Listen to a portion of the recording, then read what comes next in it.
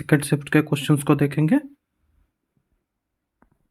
यदि आपको वीडियो अच्छा लगता हो तो हमारे चैनल को सब्सक्राइब करें, वीडियो को लाइक करें, कमेंट करें।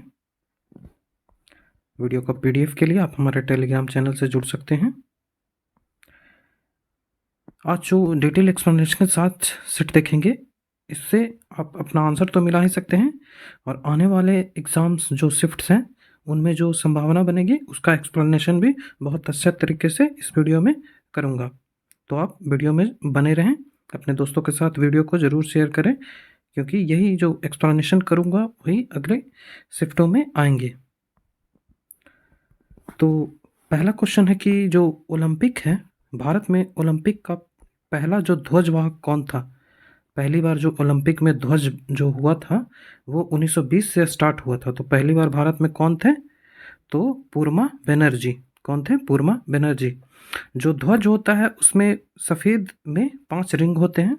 जो सफ़ेद ध्वज है उसमें 5 रिंग होते हैं जो कि 5 कॉन्टिनेंट को दिखाते हैं, जिसमें जो ब्लू है वो यूरोप को दिखाता है, ब्लैक अफ्रीका को दिखाता है, रेड जो है वो अमेरिका को दिखाता है। यहाँ नॉर्थ अमेरिका और साउथ अमेरिका दोनों को एक साथ माना गया है।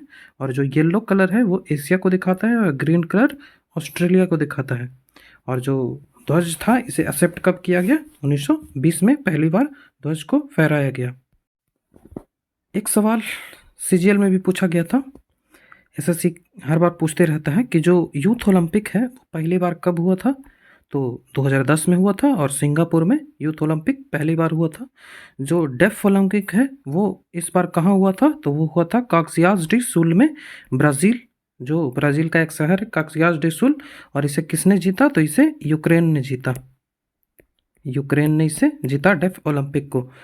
जो वाक्य होता है ओलंपिक का वो होता है फास्टर, हायर, स्ट्रॉन्गर, और इस बार टुगेदर को जोड़ा गया है, जिसका जो ग्रीक में बोलते हैं सीटियस, अल्टियस और फोर्टियस।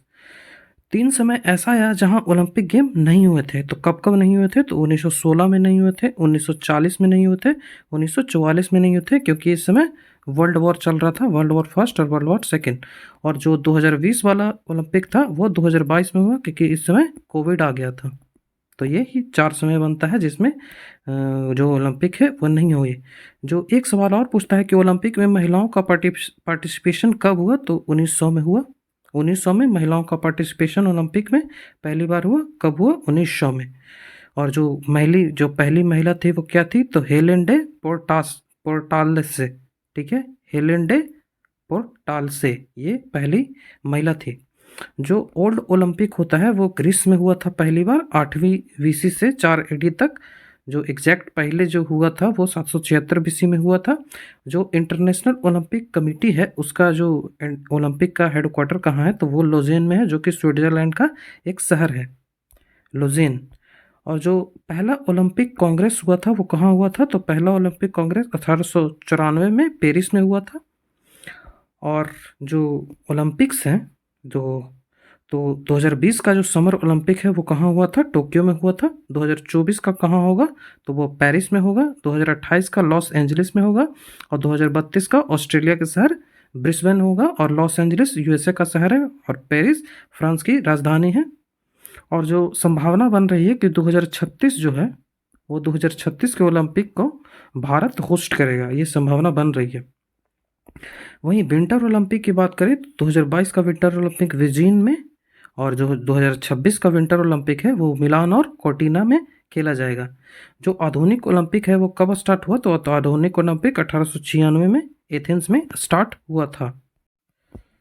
जो पहली महिला थी वो 1900 में ही पार्टिसिपेट किया था, हेलेन बार्बले।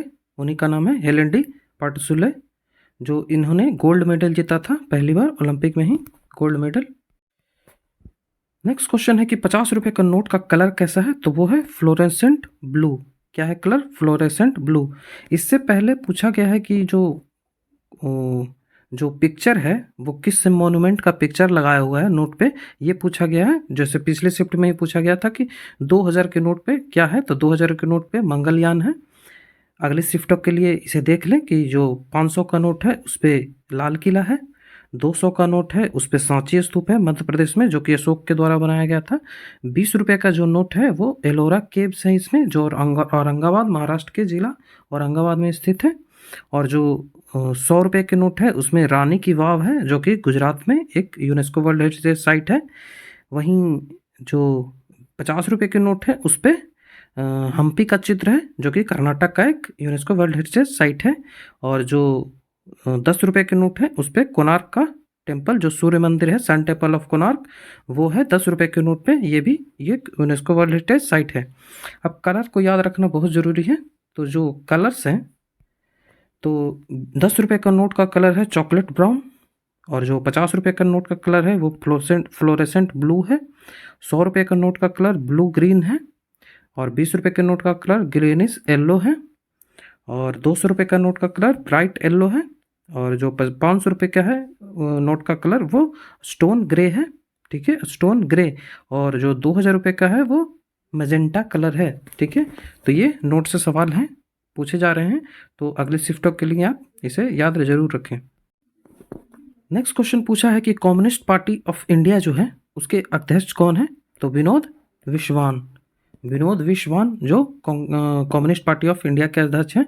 जो कम्युनिस्ट पार्टी जो है इसकी स्थापना 1925 ईस्वी में कानपुर में किया गया था एम एन रॉय के द्वारा और इनके साथ इनकी वाइफ थी इवेलनी ट्रेंट। ठीक है, इवेलनी ट्रेंट और अवनी मुखर्जी इनके साथ थे और कुछ एमपीटी आचार्य भी थे। इनमें आप एम एन रॉय का नाम याद रख सकते हैं जो कि आने वाले एग्जामों में पूछे जाने की संभावना बनती है। भारत में अभी 8 जो हैं वो नेशनल पार्टीज हैं। नेशनल पार्टी बनने के लिए 3 कंडीशंस होती हैं जिसमें आपको 2% जो सीट है वो लोकसभा में 2% सीट लेना होगा और एटलीस्ट 3 स्टेट में लेना होगा। डिफरेंट स्टेट में 3 डिफरेंट राज्य में आपको 2% सीट लोकसभा में लेना होगा। या फिर दूसरा कंडीशन है कि जो जनरल इलेक्शन होता है लोकसभा या लेजिस्लेटिव असेंबली का उसमें आप 6% वोट ले लें किसी भी 4 या 4 से अधिक स्टेट में, तो भी आप नेशनल पार्टी कहलाएंगे।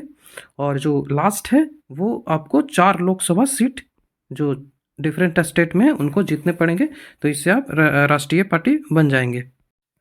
जो भारत में अभी राष्ट्रीय पार्टी हैं वो 8 हैं जिनको देख लेते हैं क्योंकि ये कभी पूछा है तो आगे भी पूछे जाने की संभावना है। तो पहला है कि ऑल इंडिया तृणमूल कांग्रेस जो पॉलिटिकल पार्टी है इसका आइडियोलॉजी कैसा है? तो वो सेकुलरिज्म है। इनकी स्थापना 1998 ईस्वी में हुआ था और इसके जो चेयरमैन अभी कौन है? तो वो ममता बनर्जी हैं, पश्चिम बंगाल की मुख्यमंत्री। दूसरा है कि बीएसपी बहुजन समाज पार्टी। ठीक है, बहुजन समाज पार्टी उत्तर प्रदेश की पार्टी है, खास करके मायावती। तो जो ये इसकी स्थापना कब हुई थी? तो ये स्थापित हुआ था 1984 ईस्वी में और इसकी प्रेसिडेंट अभी कौन है? मायावती। उत्तर प्रदेश की मुख्यमंत्री रह चुकी है मायावती। तीसरी पार्टी है भारतीय जनता पार्टी। तो भारतीय जनता पार्टी जो है वो इसकी स्थापना 1980 में हुई थी और इसके अभी अध्यक्ष कौन है? तो ये जेपी नड्डा है। और चौथा है कम्युनिस्ट पार्टी ऑफ इंडिया जो कि अभी पूछा गया है। ये लेफ्ट विंग पार्टी है और बीजेपी राइट विंग पार्टी है। ठीक है, इसकी स्थापना 1925 ईस्वी में किया गया था और इसके जो वर्तमान में अध्यक्ष है या वो बता दिया है, यहाँ पे पुराना डेटा ही दिया हुआ है। और जो चौथी पार्टी है वो है 4 को हो गई। ये 5वीं पार्टी है communist party of India Marxist. ये अलग है communist party of Indian Marxist जिसकी स्थापना 1964 ईस्वी में हुई और इसके जो अध्यक्ष हैं वह भी सीताराम येचुरी हैं अध्यक्ष। चौथी है जो इंडियन नेशनल कांग्रेस है जो इसकी स्थापना 1885 ईस्वी में ए.यू. ह्यूम के द्वारा किया गया था। ठीक है, और इसके जो अध्यक्ष हैं अभी वो मल्लिकार्जुन खड़गे हैं जिन्होंने शशि थरूर को इलेक्शन से हराया था। चौथा है कि national Congress party. National Congress party इसकी स्थापना हमेशा पूछा जाता है, इसे याद रखें। ये 1999 ईस्वी में हुई थी और इसके जो अध्यक्ष हैं वो शरद पवार हैं और इसका चुनाव चिन्ह घड़ी है, ये भी याद रखें। और नेक्स्ट है नेशनल पीपुल्स पार्टी। नेशनल पीपुल्स पार्टी जो है इसको अध्यक्ष हैं भी कॉनराड संगमा जो कि इसकी स्थापना हुई थी 2013 ईस्वी में। तो ये 8 नेशनल पार्टी हैं जिनके अध्यक्ष डेट आपको याद रखना और चुनाव चिन्ह भी याद रखना बहुत ज़रूरी है। आने वाले शिफ्टों में ये रिपीट हो सकते हैं। नेक्स्ट क्वेश्चन पूछा है कि शिवरात्रि है जो हिंदी माह के किस दिन में मनाया जाता है? किस हिंदी माह में मनाया जाता है? जो शिवरात्रि है वो भगवान शिव की पूजा होती है। ठीक है, ये जो मनाया जाता है ये फागुन माह का कृष्ण पक्ष का चतुर्दशी होता है, इसमें महाशिवरात्रि मनाया जाता है। महाशिवरात्रि का जो दिन है इसमें कहा गया था कि सृष्टि का जो प्रारंभ हुआ था इसी दिन हुआ था सृष्टि का प्रारंभ। पौराणिक कथा के अनुसार इसी दिन सृष्टि आरंभ हुआ था, जो अलिंग के रूप में, जो अग्नि लिंग के रूप में, जो महादेव का विशालकाय स्वरूप है। तो ये महाशिवरात्रि इसीलिए मनाया जाता है। नेक्स्ट क्वेश्चन एक केमिस्ट्री से पूछा गया था कि रेडॉक्स अभिक्रिया क्या है। तो ऐसे अभिक्रिया जिसमें रिडक्शन एंड ऑक्सीडेशन, मतलब अपचयन और उपचयन दोनों होता है, वो रेडॉक्स रिएक्शन कहता है। ठीक है, जो ऑक्सीजन जुड़ता है, जब ऑक्सीजन किसी से जुड़ता है तो उसे रिडक्शन कहते हैं, और जब ऑक्सीजन किसी से हटता है तो वो ऑक्सीडेशन कहलाता है। ठीक है, तो रेडॉक्स अभिक्रिया जो है, जिन अभिक्रियाओं में अपचयन उपचयन साथ साथ होता है उसे रेडॉक्स अभिक्रिया कहते हैं। तो रेडॉक्स रिएक्शन का एग्जाम्पल्स कुछ देख लेते हैं। जैसे एल्युमिनियम के साथ यदि ऑक्सीजन को जोड़ेंगे तो Al2O3 बनेगा। ये एक रेडॉक्स रिएक्शन है जिसमें एक जगह से तो ऑक्सीजन हट रहा है और दूसरी जगह से ऑक्सीजन जुड़ रहा है, तो ये रेडॉक्स रिएक्शन है। SO2 के साथ O2 जोड़ेंगे तो SO3 बनेगा, ये भी रेडॉक्स रिएक्शन है। और CuSO4 को यदि पोटेशियम आयोडाइड के साथ जोड़ा जाए तो Cul बनेगा, कॉपर आयोडाइड, और आयोडीन अलग से बनेगा और पोटेशियम आयोडाइड अलग से बनेगा। वहीं H2S को यदि क्लोराइड के साथ रिएक्शन करवाया जाए तो इससे सल्फर बनेगा और HCl बनेगा। तो ये कुछ इंपॉर्टेंट एग्जाम्पल हैं जो रेडॉक्स रिएक्शन के बारे में आप याद रख सकते हैं, जो कि आने वाले शिफ्टों में पूछे जाएंगे। एक क्वेश्चन पूछा गया IPC से कि क्रिमिनल केस किसे कहते हैं और सिविल केस किसे कहते हैं। तो जो क्रिमिनल मामला होता है, इसमें आपराधिक मामला होता है, इसमें अभियुक्त जो होता है वो पीड़ित या जो पीड़िता होती है जिस पे मतलब हमला किया गया हो क्रिमिनल केस के तहत, तो उसमें अपराधी को नुकसान पहुंचाया गया है, इसमें क्रिमिनल केस में होता है। और जो सिविल मामले होते हैं वो निजी मामले होते हैं, नागरिक के निजी मामले होते हैं, निजी पक्षों में, जैसे विवाद उवाद हो गए, इससे रिलेटेड होता है, पारिवारिक विवाद हो गया, ये सिविल मामले होते हैं। और वहीं आपराधिक मामले में होता है कि अभियुक्त पीड़िता की मौत हो सकती है, ये सब जो होते हैं ये क्रिमिनल केस होते हैं, आपराधिक मामले होते हैं।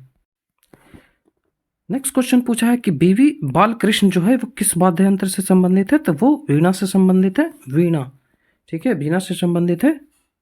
जो बालचंद्रन है, ठीक है, सुदरमन बालचंद्रन है, चिट्टी बाबू हो गए, ईमानी शंकर शेट्टी हो गए हैं, या फिर दोरसे वामी अयंगर हो गए। ये सारे हैं जो कार्नेटिक म्यूजिक है। कार्नेटिक म्यूजिक में 76 राग होते हैं, 72 राग होते हैं, याद रखें। कार्नेटिक म्यूजिक में 72 राग होते हैं और हिंदुस्तानी जो संगीत होते हैं उसमें 6 राग होते हैं। ये NTPC में पूछा गया है 72 राग वाला, तो ये याद रखें, आने वाली संभावना बनती है पूछे जाने की 72 राग। ठीक है, जो संतूर वादक हैं उन्हें कुछ याद रखें, तो पंडित शिव कुमार शर्मा हो गए, उनके बेटे हो गए राहुल शर्मा, उसके बाद भजन सुपोरी हो गए और उसके सन अभय सुपोरी हो गए, और उस्ताद बापत हो गए और तरुण भट्टाचार्य, ये सब संतूर बजाते हैं। वहीं गिटार के बारे में एक ही याद रखना है, ब्रजभूषण कावरा ये गिटार बजाते हैं। नेक्स्ट क्वेश्चन पूछा है कि मुख गुहा कहाँ खुलती है या खाना कहाँ से स्टार्ट होता है। तो वो बक्कल कैविटी से स्टार्ट होता है, जो मुंह है यहाँ से खाना स्टार्ट होता है, यहाँ से जो एलिमेंट्री कैनाल है उससे होते हुए ऐसे जाता है। जो एलिमेंट्री कैनाल होता है उसमें मुंह सबसे पहले आता है, मुंह से खाना खाया जाता है, दांत से खाना को चिबाकर इसे सलाइवा मिलाया जाता है जो सलाइवरी ग्लैंड से। इसके बाद ये फेरिक्स में जाता है, फेरिक्स में जाने के बाद ये यूसोफेगस में जाता है, यहाँ पे ये यूसोफेगस है। यहाँ कर्माकुंचन होने के बाद ये भोजन जो है यहाँ सीधे पहुँचता है लिवर में।